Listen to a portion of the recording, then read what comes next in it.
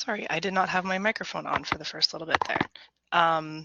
So if you're watching this video, just make sure you've watched the previous video labeled Algebra Review in the content area, in the recording area. You'll need to have that video before doing this one. We're going to start where we left off in the previous class with the square roots.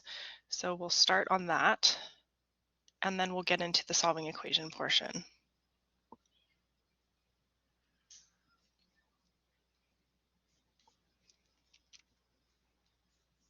Okay.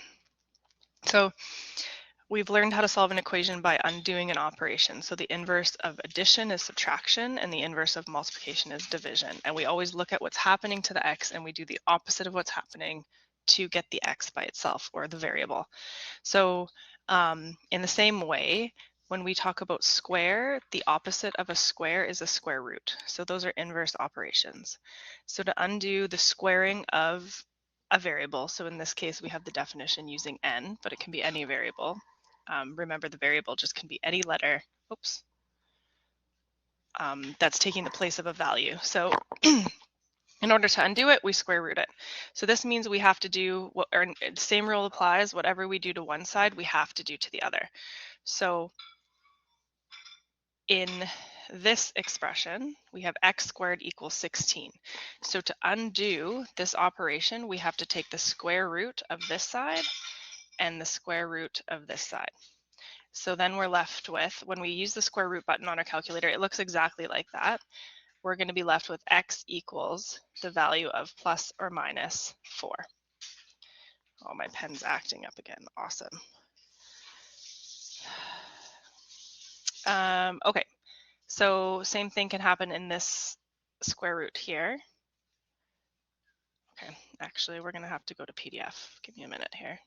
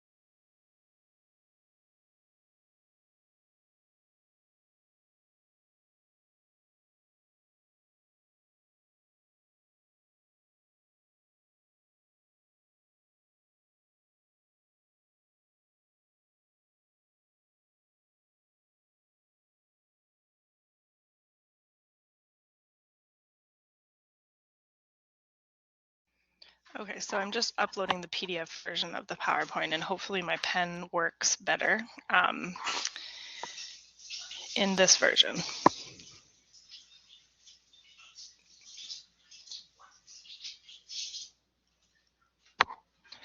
So since I'm uploading the file on the right-hand side of the window, you can actually now download the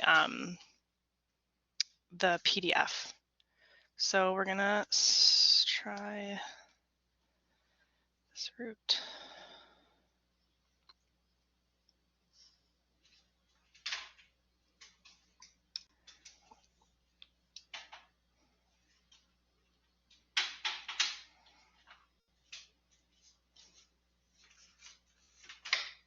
Okay. All right, so it might show up a little bit smaller. I apologize. It's the best I can do.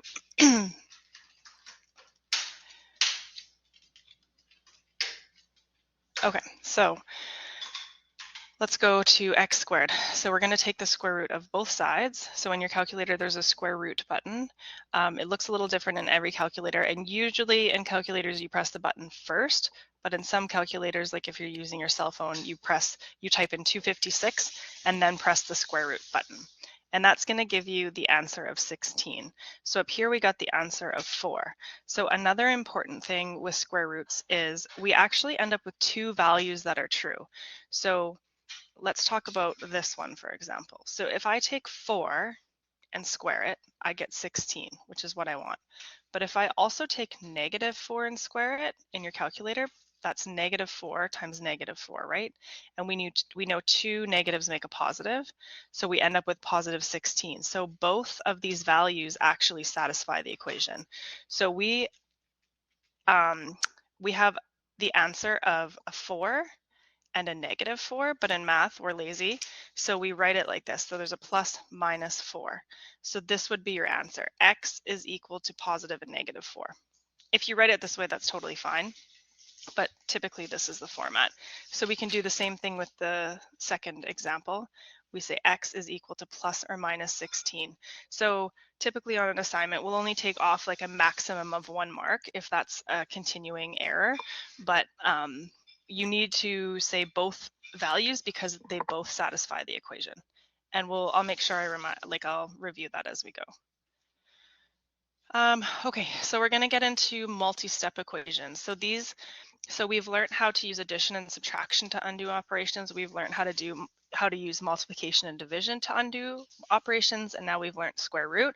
So we're going to combine all of that and use that to solve equations. So the rules for multi-step equations is that we deal with our addition and subtraction first. So we're going to undo our addition and subtraction first. And then the next step, we're going to undo our multiplication and division.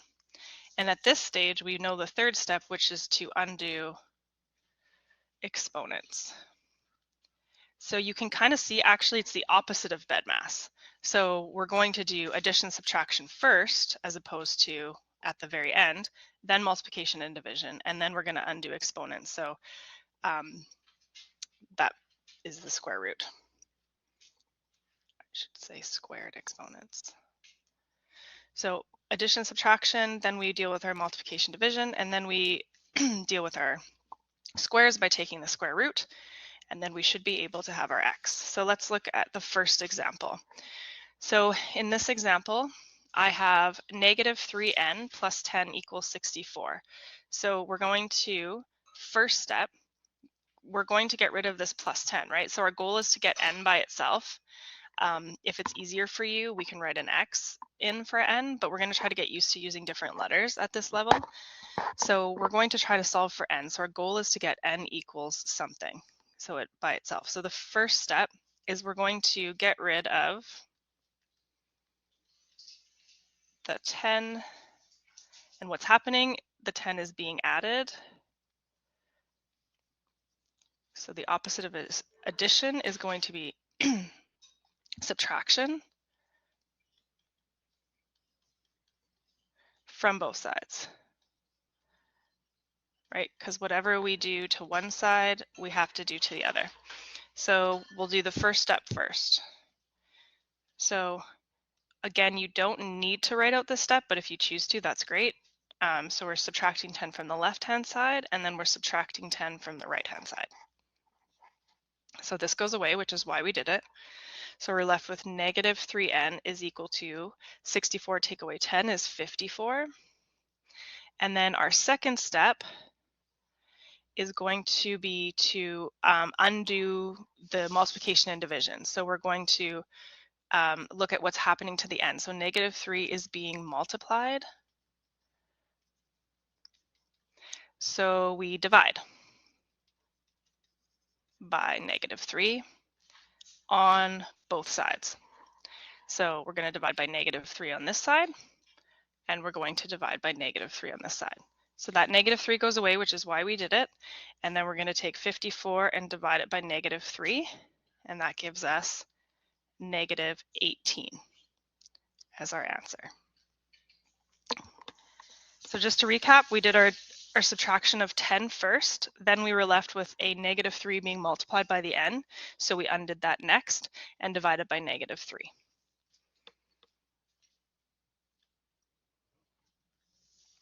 Okay, so we're going to do these individually, but I have all three up on one slide because it's just easier.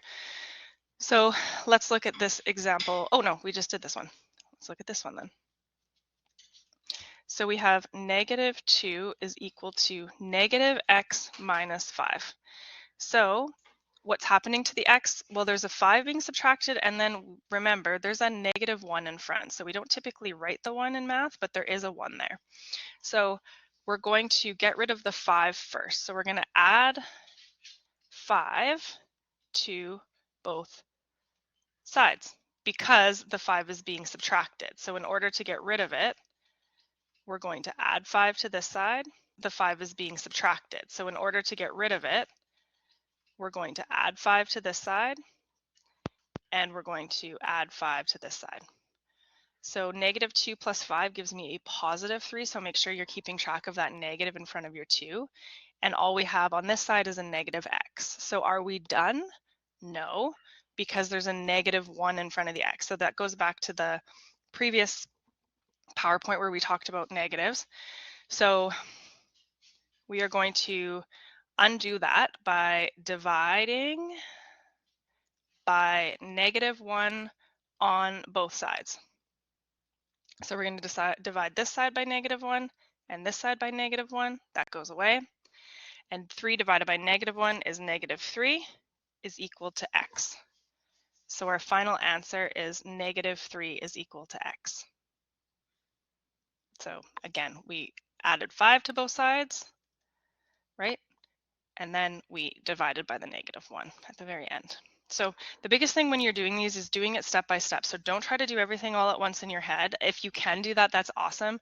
But typically, if you're a new student, it's going to be difficult to do it all at once until you get really used to the process. Okay, so let's look at this one. So we have x over 3 plus 5 equals 12.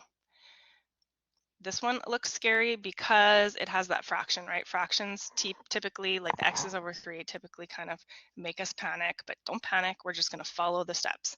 So the first thing is to undo any addition or subtraction that's happening to the x. So there's a 5 being added. So we're going to subtract 5 from both sides. I'm not going to write that out on this line. I'm just going to write the -5 over here, just because we know that it cancels out. You can write that step every time if you'd like, but you don't have to.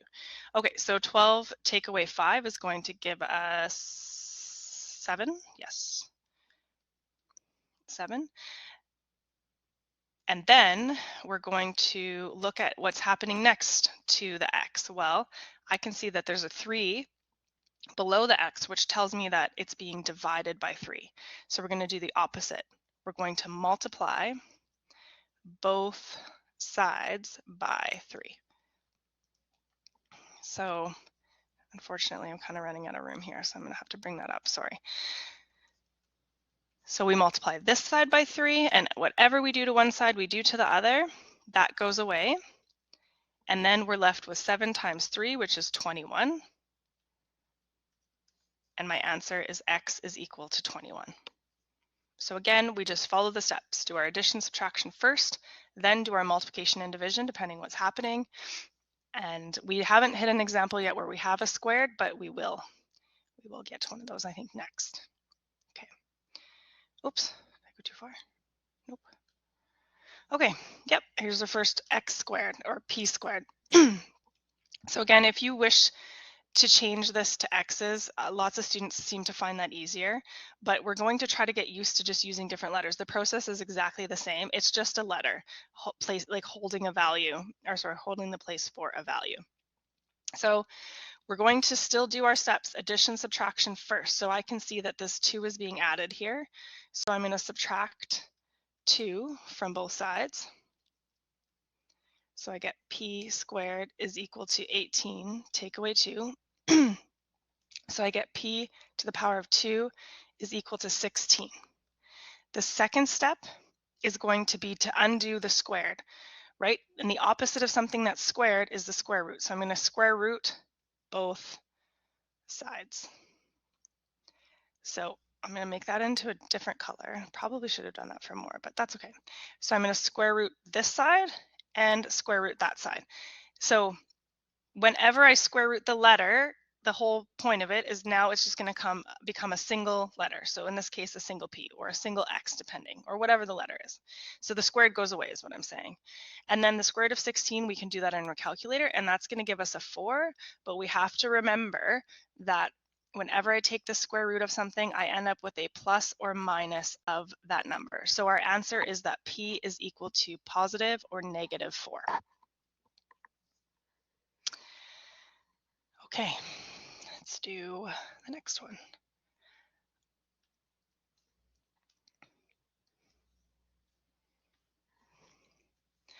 Okay, so we have x over 3, take away 2 is equal to 10. On this one, we are going to follow the same steps. So we're going to look for addition and subtraction. Well, I can see a 2 being subtracted, so I'm going to add 2 to both sides. So I'm not going to write that step out on the left-hand side, but know that I am doing it to get rid of that 2.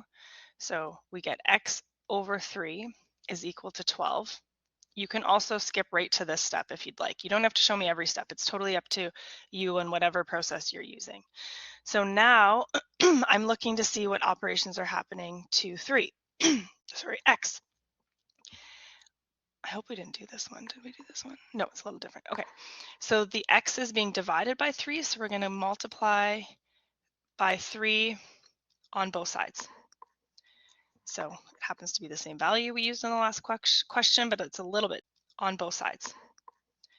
So it happens to be the same value we used in the last question, but it's a little bit different. It's good to have more practice than not. So these 3's cancel, which is why I did it. If they don't cancel, then I did something wrong because I want to get to x equals something. So now I just have an x on the left-hand side, and then 12 times 3 is going to give me 36. And I don't have a plus or minus in this case because I haven't had to take a square root. So my answer is x is equal to 36. Okay, move on to the last one here. Okay, so now we have 2 over 3x plus 7 equals 13. So another thing here we've talked about is we have this big scary fraction, but let's not let it freak us out. We're still going to deal with our addition and subtraction first. So we're going to subtract 7 from both sides. So when I do that, it disappears on the left, but I have negative 13 take away 7 on the right-hand side. So 2 negatives being combined like that, we're going to end up with negative 20. I still might have my 2 over 3x. There's 2 ways to tackle this. I think in the last video I talked about just extending that division sign, but I'm going to look at it just a little bit different this time. It'll save you some time. This fraction is just a number, right? It's a value. It happens to be a decimal, but it's still a number. So what we're going to do is we're just going to divide. Let's maybe change to a different color. Whoops, that's not what I meant to do. So we're going to divide this side by 2/3 and divide this side by 2/3. Now that 2 over 3 goes away, okay, because we're dividing by the exact same value, just like we would divide by a 2 if it was a 2. We're dividing by 2 over 3 because the 2 over 3 is actually being multiplied by x, right? Because there's nothing in between here, it indicates multiplication. So we're dividing by 2/3, and we remember that in our calculator we have a fraction button. Now, of course, I don't have my proper calculator with me here, so I'm going to have to do this the long way. But actually, I'll pull up my calculator on my screen, and then we can do this one together, because it's been a while since I've shown that.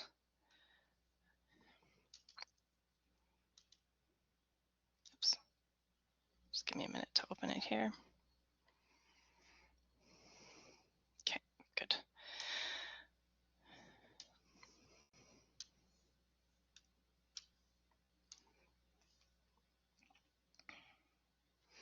Okay, now I forgot what it is, but I'm pretty sure it was negative 20 divided by 2/3, or was it just 20? Well, we can always add the negative after. So let's just go 20 divided by 2, our ABC button, or our fraction button, thirds, and that gives me 30. So if I go back to my whiteboard, which it closed, it's a glitch that they should really fix. Let's go back.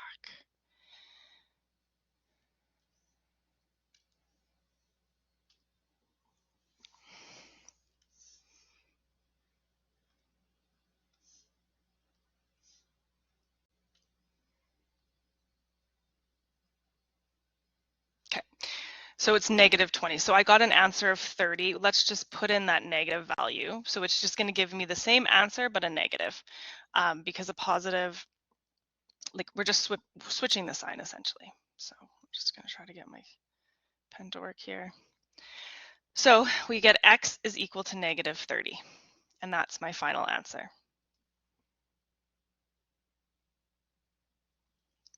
Okay, so that's the end of that PowerPoint. I'm going to take just a minute here to switch over to the next PowerPoint, which will be solving equations. We're going to try to do as much as we can in this lesson, so just hold on for a minute.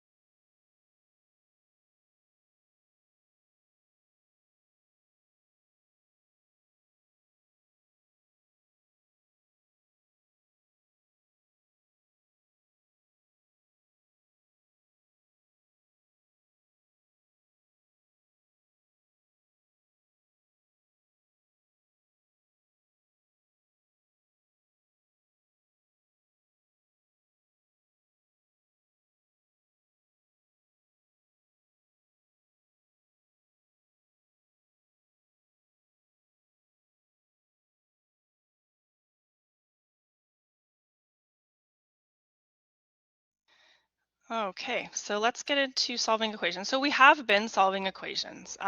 Definitely what we've just done is solving equations, but we're going to get into a little bit more advanced equations here. Whoa, what is happening? Okay, hold on a minute here. Did I accidentally download the PowerPoint?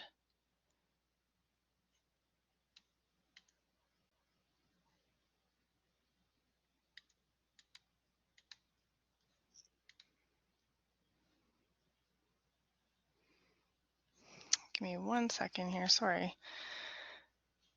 Every time there's something different. I'm just gonna try opening it on, that's not what I meant to do. On my computer. I might have accidentally downloaded the PowerPoint, but I just want to double check here.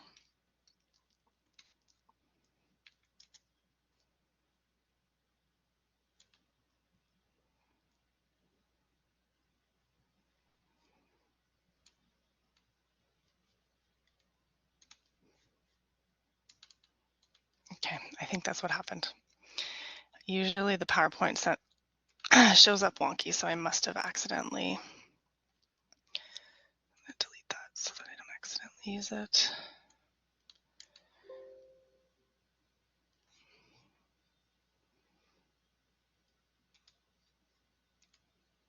Let's try that again.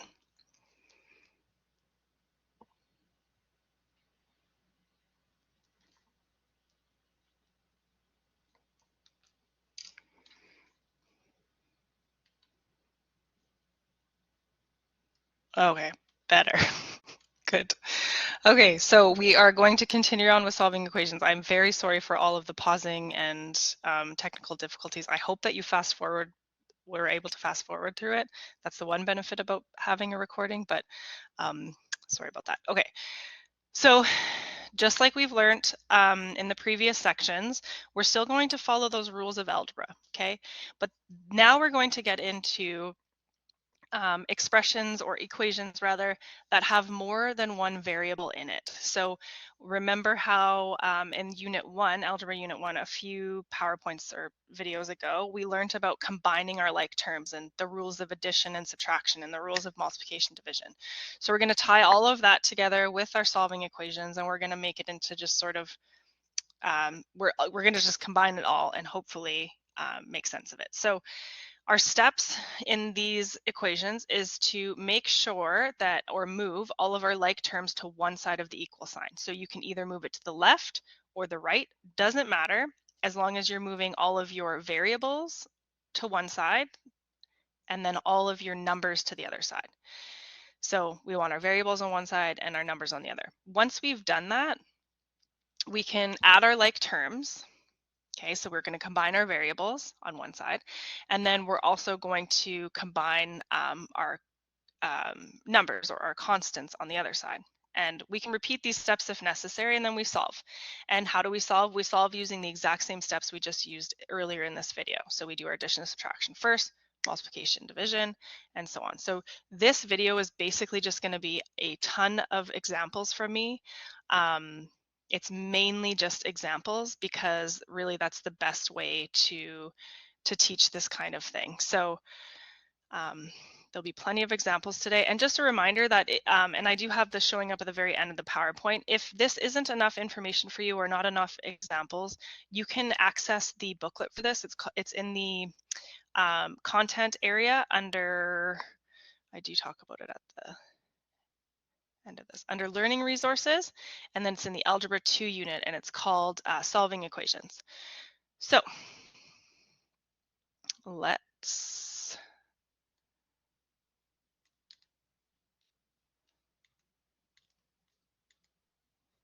get started.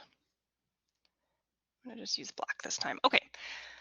So according to our rules before, we want to move all of our variables to one side of the equation.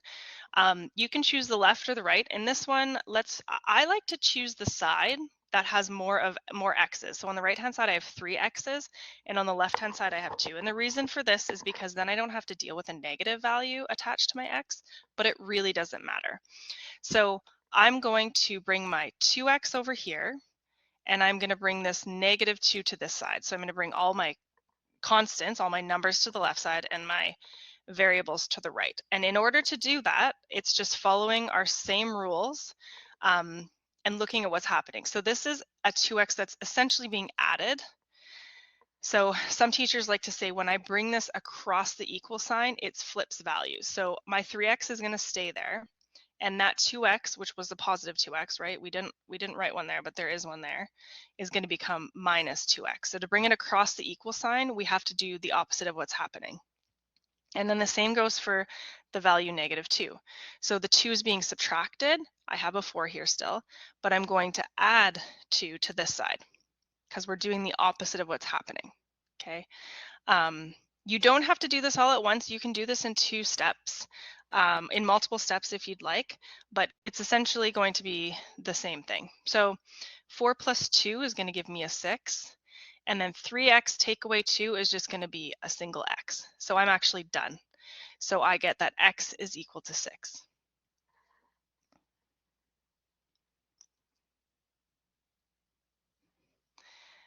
Okay, so we have the same thing happening here. I have 8 x's on the left-hand side and 6 on the right, so I'm going to bring the 6x over. The 6x is actually being added, right? So it's a plus. So I'm going to keep my 8x here. To bring it over, it's going to be minus 6x. And then, so I'm going to bring that over to this side, and I'm going to bring this guy over here. So it was a -1, so to bring it over or to get rid of it, we're going to add 1. Right, so similar steps as what we had earlier in this video, but in this case, we just have multiple variables. So 8x take away 6x is going to give me 2x, and 13 plus 1 is going to give me 14. Now the question is, am I done? No, because again, my goal is to always have that variable is equal to something or something is equal to the variable. It doesn't matter if it's on the left or the right, but there can't be a number being multiplied by it or subtracted or anything happening to it. We just want a single x. So in order to get rid of this 2, I'm just going to switch colors here. We're going to divide this side by 2, and whatever I do to one side, I want to do to the other. So I'm going to divide this side by 2 and the other side. So that 2 goes away, and then I'm left with 14 over 2, which is 7.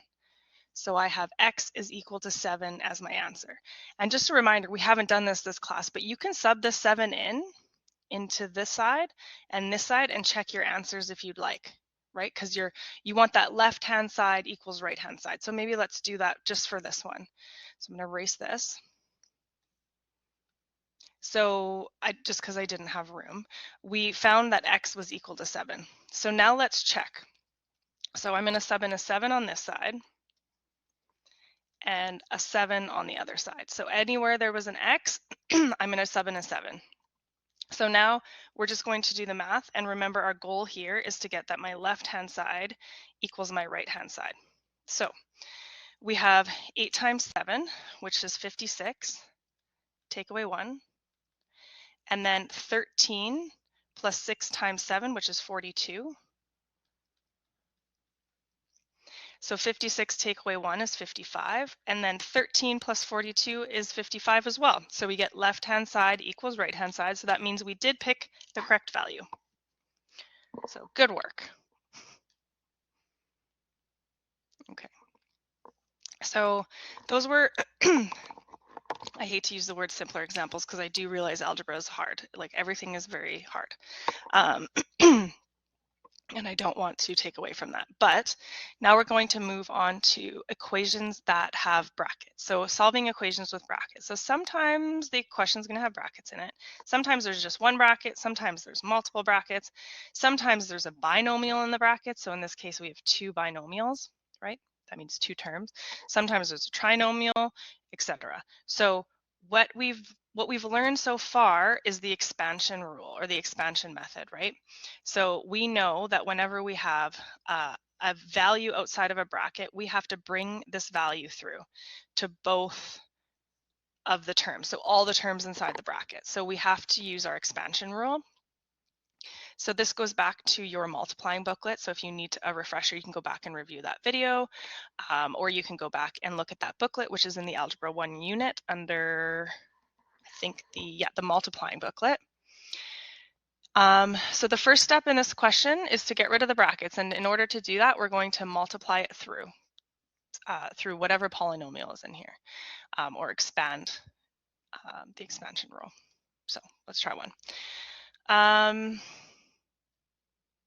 Okay, so we have a 2 on the outside of this bracket. I'm just going to switch the color here. So we have a 2 here, so we're going to bring the 2 through both sides of the bracket, and we're going to do the exact same thing with the 5 here. So we don't want our brackets, we can't just go start subtracting 4x from the side or anything like that, because whenever something's in brackets, I need to release it from the brackets before, because I actually don't just have 4x's on this side, I have 20. So I'll explain why in a minute here. So we're just going to do, so 2 times 3x gives me 6x, 2 times negative 4 gives me negative 8. No x, just a negative 8. Then we have equal sign, so we're going to write that exactly as is. 5 times 3 gives me 15, and then 5 times 4x gives me 20x. So I've expanded my bracket. So I did that first step. Now we're going to go back to what we just were talking about, and we're going to get all of my variables to one side and all of my letters to the other. So I'm going to bring the x over here just because I like to bring it to the side that has more. And I'm going to bring my 15 to this side. So I get 6x, take away 20x because it was a positive over here, right? Equals 15. I had a minus 8 here, so I'm going to add 8. Oops, I forgot to put an X there, sorry.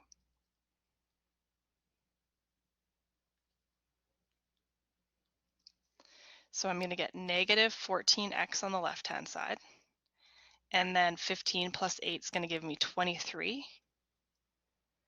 It's weird, I thought we would have, is that right?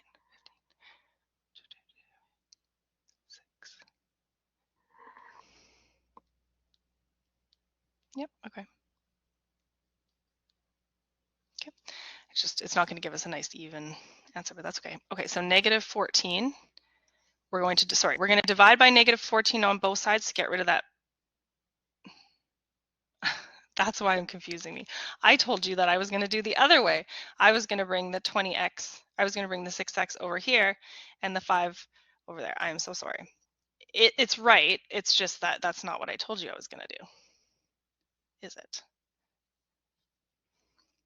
So what I did instead was I brought the 20x over here, which is good because now I can see an example with a negative. And then I brought the 8 over here. So it doesn't matter. I brought my x's to the left and my numbers to the right. So I did the opposite of what I said I was going to do. But either brought the 8 over here. So it doesn't matter. I brought my x's to the left and my numbers to the right. So I did the opposite of what I said I was going to do. But either way is right. So that goes to show that it'll still give you the same answer. The problem though is I get that negative 14. So I risk not remembering to divide by that negative, which is why I tell students to typically do the other way. But if we're doing that, we just have to make sure in our calculator we're going 23 divided by negative 14. So either you're going to get a decimal or a fraction. So I'd get 1.64. So usually we round to 2 decimal places. Or in fraction form, we have 23 over 14. Your calculator might give you, oops, as a mixed fraction. What is happening? Oops. 1 and 9 over 14. Negative rather, or negative 23 over 14. All of these are right. All of these are correct answers. So whatever your calculator gives you, I'm happy. I will accept any of those answers. So just to be clear, there's not three different answers. These are all the same number. So this is 1 and this is called a mixed fraction. So negative 1 and 9 over 14. This is negative 23 over 14. So this is what we call an improper fraction. And then this is just our decimal. So every calculator kind of spits out something different. That's why I wanted to say that. Okay. Now we are getting into equations with fractions. So whenever we have an equation that has a fraction, there's two things we can do, sort of, essentially. There's two types of fraction questions. The first one is that we have a fraction on both sides of the equal sign. So I have a fraction on the left-hand side and a fraction on the right-hand side. So what does that mean? What does that mean in terms of what we're going to do? So if I have a fraction on one side and a fraction on the other and no other terms around it or being added or multiplied, we can use cross multiplication, and I'll explain that in one of our examples. However, if we have an example where you can see that there's a fraction on this side and there is a fraction on the right side, but there's also another term being, in this case, added to it, right? Or you could say the negative v over 4 is being subtracted from the 4. We can't just do cross multiplication. We have to find what we call a lowest common denominator, or any common denominator. It doesn't have to be the lowest, and I'll talk about that in one of the examples. So that is basically like what's going to happen here. So we're going to look and see. So we have one fraction on the left-hand side and one fraction on the right-hand side. So I'm just going to actually write this bigger. Oops, that's not what I wanted. Okay, so oops. We have u over 2 is equal to 3 over 5. So again, if you don't like the letter u, you could use an x here. So for cross multiplication, it's exactly as it sounds. We're going to multiply across the equal sign. So we're going to multiply these two terms together and these two terms together. Okay. Doesn't matter which one you do first. I could do 3 times 2 on this side or on this side, right? So I'm going to do, it doesn't matter which one you put on the left or the right, but we're going to do a u times a 5 and then an equal sign. And then we're going to do the 3 times the 2. So I did these two multiplied, which gave me u times 5, and these two multiplied, which gave me 3 times 2 or 2 times 3. Again, doesn't matter the order. So we know with a constant times a variable, we're just going to get a 5u. There's really nothing special we can do there. And then we get 3 times 2 is 6. Now, that doesn't mean we're done, right? We're always looking to see, is my variable by itself? And it's not. So there's a 5 being multiplied by the u, so we're going to divide both sides by 5. And we get the answer of u is equal to 6 over 5. Or 1 1/5, or whatever the decimal version of it, which is 1.2. You might have also got 1.2 in your calculator, or 1 1/5. All three are acceptable answers. Okay, so this one, it's a bit tricky, right? So we actually do have two fractions only, but this negative 8 over 5, I'm going to bring over to the other side of the fraction. So I had a 9 over u, but I'm going to bring that minus 8 over 5 over. So when I do that, it becomes a positive 8 over 5, right? So when I bring it over, it switches signs. Now I have a question where I can just do my cross multiplication.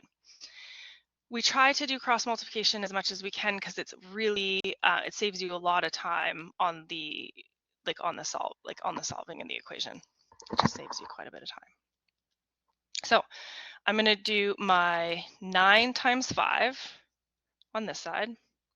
I could have also done the u times 8, doesn't matter. And then on the other side, I'm going to do my u times my 8. So 9 times 5 is 45. And then u times 8 is just going to give me that 8u. And now the question is, am I done? And I'm not done, right? So my next step is to get rid of that 8. So I'm going to divide this side by 8 and this side by 8. So 45 divided by 8, it's going to give you 5.625 or 63 is equal to u, or it will give you a mixed, mixed fraction, which is 5 5/8. Or it might just keep it as 45 over 8. That's correct too. All three of those are correct. If you're going to do decimals, typically we say to round to 2 decimal places. You can give me as many decimals as you want unless the question says what to give. It's totally fine. Oh, isn't that the one I just did? Oh, I accidentally have the same slide twice. Okay, we're going to skip that one. Okay, so we have the same thing happening here. So we're asking ourselves, is there one fraction on the left and one fraction on the right? And if so, then I'm going to use cross multiplication. And there is. So this one's a little bit messy. It has brackets, but still we have two fractions, so we can cross multiply. This one just becomes a little bit trickier in terms of the algebra that I'm using. So should we expand it first? No, we're going to keep it like this. So on the left-hand side, I have a 1, and then I have a 2x plus 4 equals 5 times 3x. So 1 times anything is itself, right? So essentially, we just have a 2x plus 4 on this side and a 5 times 3x on this side. You could have also multiplied the 1 and the 2 together. Either way, we get just a 2. Now, we have a little bit of a harder one on the left-hand side. We need to remember whenever I have brackets and I have a polynomial inside of it, I have to expand and simplify those brackets. So 2 times x gives me 2x.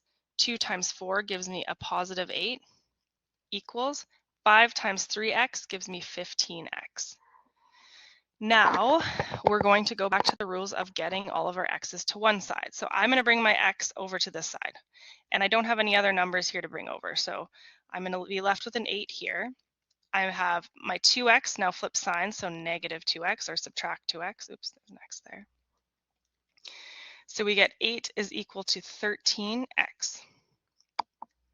And then my last step is to get rid of this 13. We get 8 is equal to 13x. And then my last step is to get rid of this 13. We divide this side by 13. and this side by 13, and I'm just going to write one of the answers. I'm going to write the decimal. 8 divided by 13 is 0. We'll do 2 decimal places, 62. Or you could have kept it as 8 over 13. Those are both right. Okay, so we make sure we're expanding through the brackets. This one's a hard one. I think you have something similar to this on your assignment. So just take it step by step and show me as much work as you possibly can so that I can give you as many marks as I possibly can. Okay, so now we have a situation where I have a fraction and another fraction, but there's this number here in between. So this flags me that it's not my first type, right? So it's not the type where I can cross multiply because this 4 is sitting here.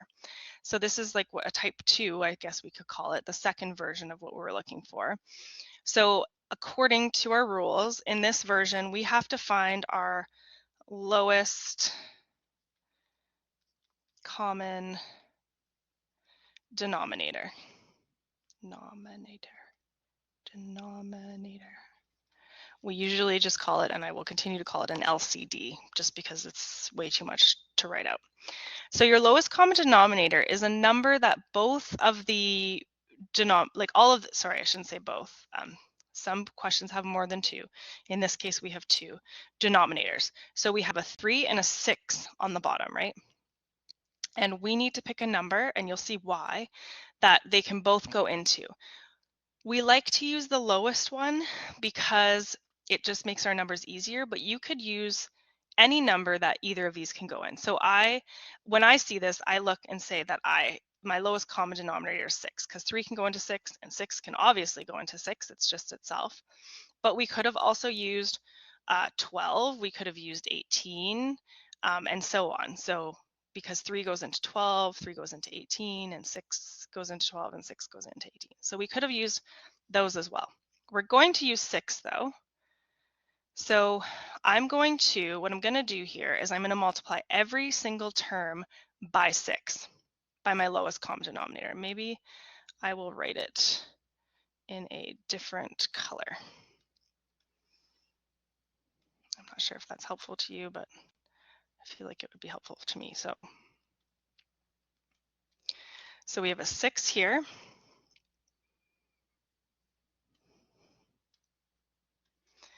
Oops, what did I just do?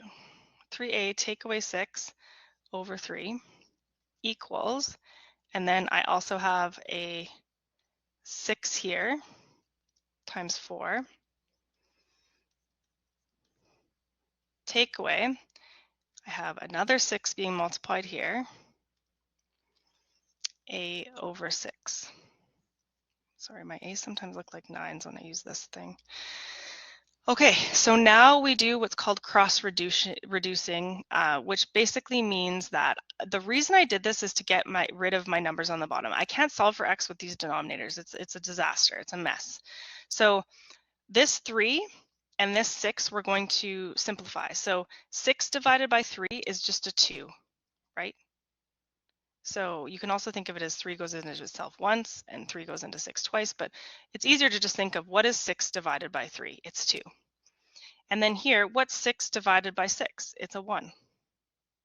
So that's what we're left with. That's why we did it. So instead of writing all of this, I have a 2, because these two reduced to just be a single 2. And then we get 6 times 4 is 24. Now on this one, I just had a 1 outside and I'm only left with an a. So I'm getting closer to the answer, but I still have a ways to go.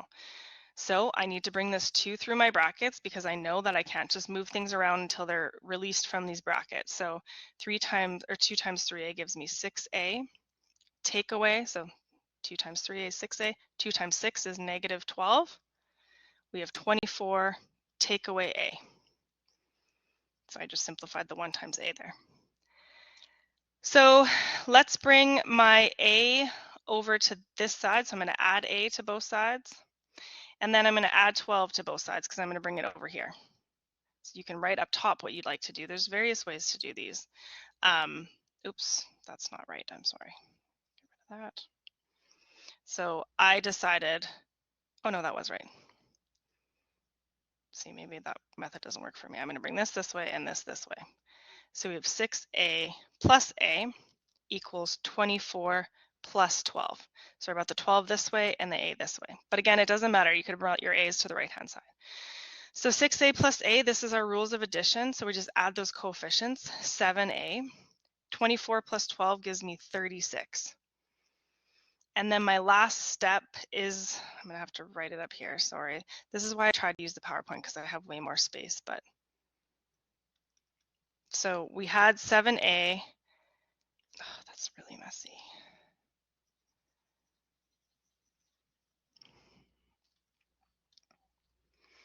So we have 7a equals 36.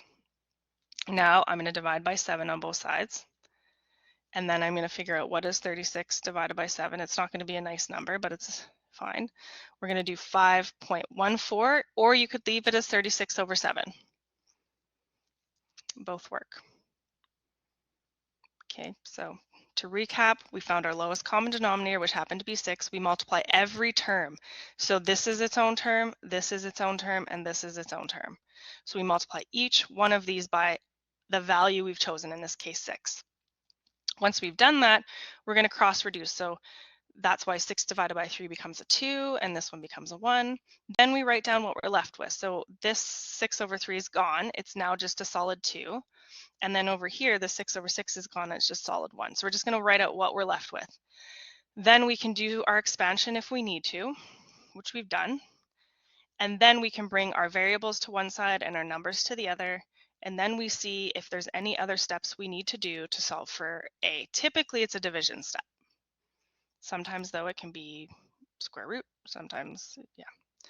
Every question in algebra is a little bit different, which I think is why typically students don't love this. I'm just going to take 1 second here for.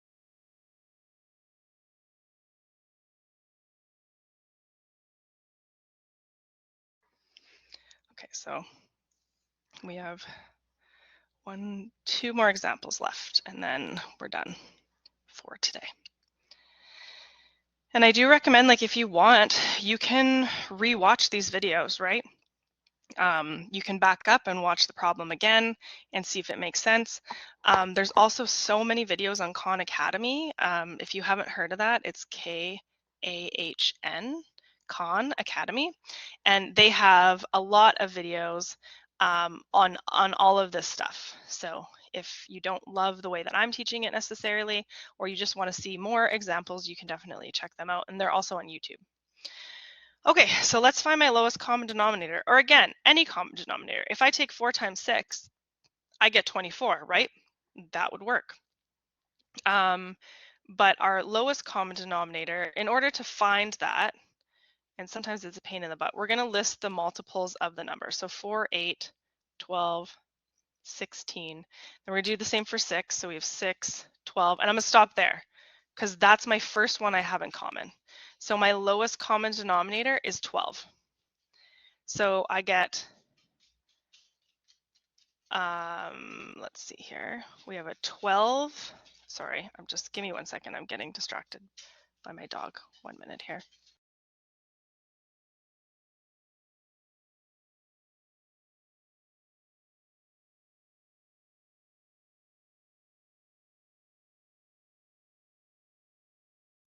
Okay. Okay, sorry everybody. Working from home sometimes has its challenges. You might hear some barking in a minute, and I apologize. Okay, so we've picked 12, but we could have picked 24. We're going to multiply each term by 12. So this 3 gets multiplied by 12. So I have a minus there. This 2a gets multiplied by 12. Notice how I put the minus in front. It just helps me keep track of everything because this term is being subtracted. Whatever I end up multiplied by 12, notice how I put the minus in front. It just helps me keep track of everything because this term is being subtracted. Whatever I end up here is being subtracted. 12 times 1 over 4, and then a 12 times a minus 3 over 6.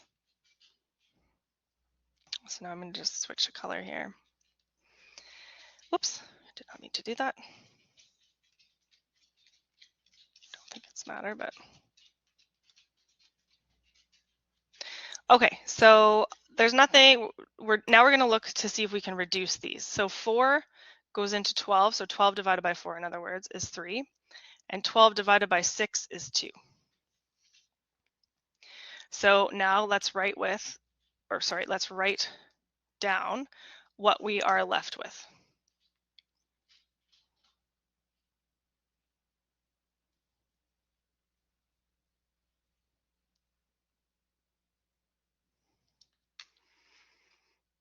Sorry. Okay, so we have 12 times 3, so that gives me 36. And then we have our 12 times 2, which is 24a. And now we just have a 3 times a 1. So I'm sorry, I did simplify these and combine these. I could have just written them out as is in this step and done it later.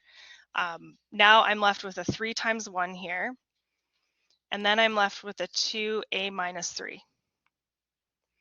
So I get 36 minus 24a equals 3.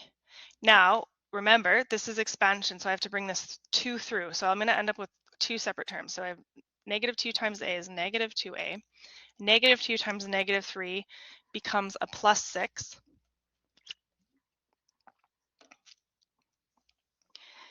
Now I have quite the mess here. So before I move my numbers over, let's take this 3 plus 6 and combine them. So we get 6, 7, 8, 9. Because this is a plus 6 and a plus 3. So let's combine them just to make my life easier. I'm going to bring my a's to the right side and my numbers to this side. So I get 36, take away 9 because this was a plus 9, and negative 2a plus 24 because it was a negative a. So we get 36 take away 9 is 27. And then negative 2 plus 24 gives me 22a. And then my last step, I'm going to bring it up this way because I have like no room. So we're left, this is what we have so far, is to divide by this number in front of my a. So I'm going to divide both sides by 22. So a equals 27 over 22, or what is that as a fraction? 1 second.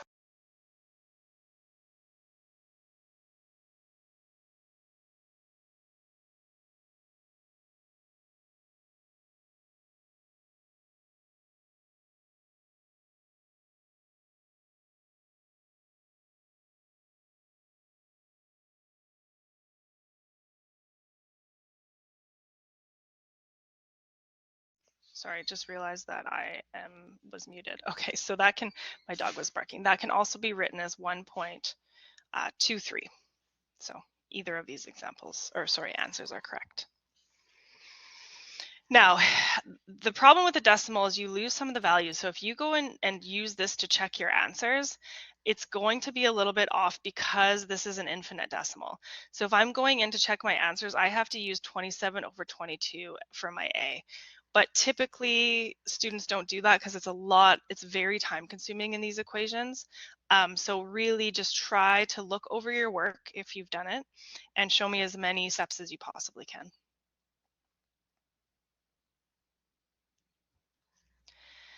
Okay, so the last example is here for a reason. So sometimes we have fractions that have a letter on the bottom. And when this is the case, my lowest common denominator, so let's think if I didn't have the a, and I have a 3 and a 4, right? It would have been 12, because 4, 8, 12, and then 3, 6, 9, 12, and that's the first one that's in common with them. But we also have to include this letter, because I want to get rid of this letter. So in order to do that, I have to include whatever that letter is. So there's a B down here or an A and a B. The letters also need to be included. Otherwise, it won't all cancel out. So my lowest common denominator is going to be 12a. I'm going to multiply this side by 12a. And then I'm going to multiply this side, sorry, not this side, this term by 12a. And then this one by 12a. So the minus there made me put that. Sorry, it's really hard to, it was so much easier when I could use the PowerPoint and the brush was working. Okay, 3 equals, okay, 12a now needs to be multiplied by this. So this one gets a little bit more challenging. So my a divided by a cancels, and we want that to happen, right? We essentially want to have nothing left on the bottom and everything be left on the top. Unfortunately, I can't really reduce this 12, so I'm just left with a 12 times 1 there. On this one, my 3, so 12 divided by 3 is going to be 4. So I'm left with negative 4a, and I still have that 2 on top. So this one's gone, which is why we did it, but I have that negative 4a here, times 2. Here, 12 divided by 4 is 3, so I get 3a times 3. Okay, so that's what I'm left with. Now let's expand this or simplify it. 12 times 1 is 12. Negative 4a times 2 is negative 8a. 3a times 3 is 9a. We're just multiplying those constants, our coefficients, our numbers together. So let's bring my 8a this way. So I get 12 is equal to 17a, and my 17a, and my last step to get this a by itself is to divide both sides by 17. So my answer is 12 over 17, or I will also accept 0.71 as my answers. So again, just making sure if I have a letter on the bottom here, I'm using that letter in my lowest common denominator as well. So just a reminder, and it'll be on the next slide here,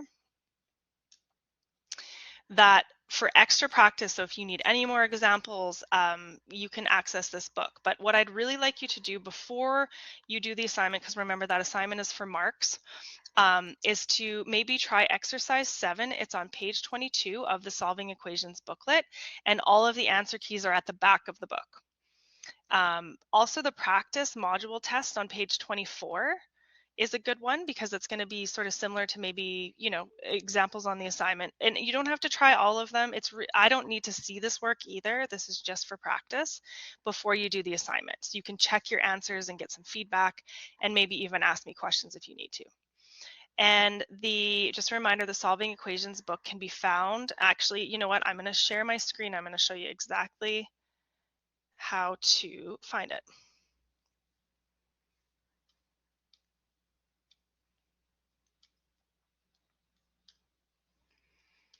It's going to look a little wonky for a minute here. Okay, so if you are in our Blackboard course, we have, usually it'll upload the content page, but if not, for whatever reason you end up in one of these tabs, because each tab opens something different, right? And yours probably looks a little different than mine because I'm in teacher preview, but there's a content tab.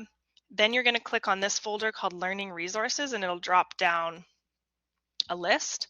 We are in Algebra 2, so we finished this unit, but this contains the booklets for that one. We're in Algebra 2, and we are doing, so we've done evaluation of expressions. It's not in the right order, but we're on the Solving Equations booklet. So if you click on that, it will give you like an in sort of window preview, and you can scroll through it using this here. So you can use the booklet this way, or you can also choose to up here download the booklet onto your desktop, and it'll download it usually as a PDF. So if you have Adobe, then you'll be able to read it, but usually students can just open it no matter what you have, whatever browser using this. So there's it's a very big book. There's a ton of examples, and there's also practice. And like I said, all the answer keys are at the very back of the book, so you can check your answers. So that's it for this lesson. And if you have any questions, please feel free to ask me or one of your instructors. Thanks for watching, and sorry for some of the chaos.